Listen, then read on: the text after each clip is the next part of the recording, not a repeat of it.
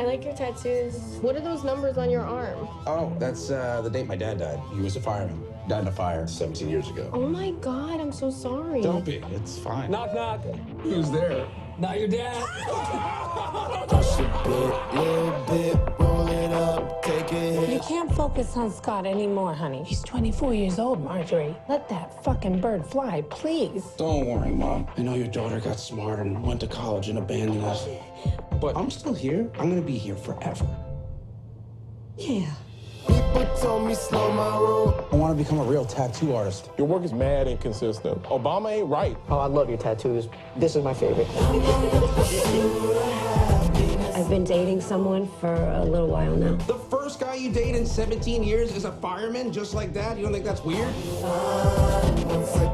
You're gonna have to pull your weight a little more around here. Maybe help Ray get his kids to school. Kelly, do you know him? He's a new friend. You okay? You know, you could tell me. I'm okay. Oh, I trained her in the car. She's not gonna break. You ever think about putting on the jacket? Why would you even ask me that? What's wrong with being a fireman? It's fine if you don't have kids, because you don't know if you're gonna come home or not, and then your kids are fucked up. You make everyone around you feel crazy. People are normal, then they hang out with you, and then they're fucking Jack Nicholson in The Shining or something. I gotta tell my mom you tried to drown me. To the above ground pool, you're like fucking 8 feet tall. And let me tell you something, your dad was a hero. And heroes are necessary. And they should be allowed to have families.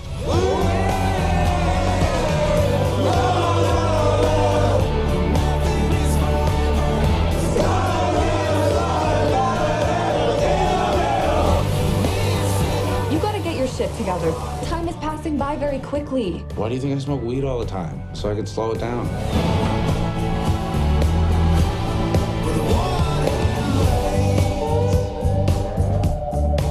I just feel like everybody's always disappointed in me, and I never live up to anybody's expectations.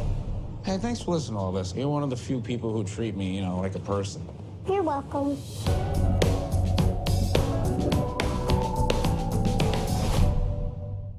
But this will definitely help. Speaking of the star of the show, who's bringing that energy today? It's Pete, and he's got a movie. He's doing a good job. Getting ready for his career working at a car wash. Why do we have to clean this thing anyway? It's just gonna get fire on it. When you see someone like Pete, you know there's a lot going on, but you really don't know what it is. I think that people are interested in his struggle. They want to know, how are you doing? What happened to you? The King of Staten Island is an opportunity for Pete to tell you about himself and to tell you about his feelings and his journey. What is that date? That's the date my dad died. Oh my God. Pete is from Staten Island. His father was a fireman who lost his life on 9/11. And it was really so hard for him to recover. And I would even say it's just been recently that he's finding his way and being okay. I think he's very fortunate that Amy is his mother, because she's behind him all the way. God, takes a lot of energy to keep up with him, and he's been through the mill. Your dark sense of humor doesn't work for me. I find it funny. One of the first conversations we had was how autobiographical should the King of Staten Island be? And we decided that it could be completely fictional, but it's an imagining of what Pete's life would have been if he didn't find comedy and he dreams of being a tattoo artist. But what are you gonna do? Are you gonna get a job or are you gonna leave the house? I'm gonna open that tattoo restaurant.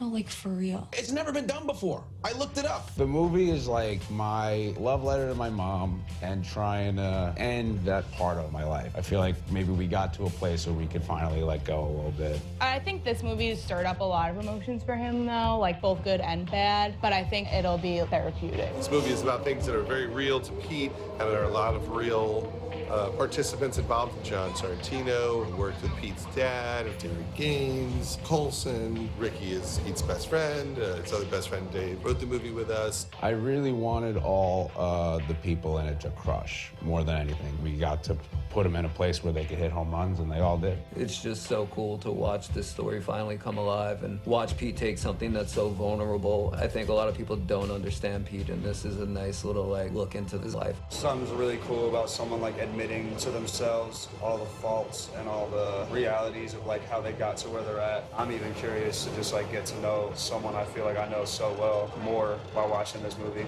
Did you happen to get a chance to take a look at The I mean, I drew like that too when I was 14. You know, it's a really beautiful thing to share something that's this hard with other people. It's a real gift. And I'm sure like loads of young people are going to relate to this. Someone too scared to take a leap to like do anything with their life, who's hindered by mental health and has trauma. And I just think it's really amazing that he's kind of laying that all out to bear. I'm just hoping you enjoy the movie and that you could relate to it in a certain way. I just feel like everybody's always disappointed in me. You're one of the few people who treat me, you know, like a person. You're welcome. Hopefully it's all been a really positive, life-changing type of experience for him. Hey guys, have fun out there, all right? This is what we do, we make movies.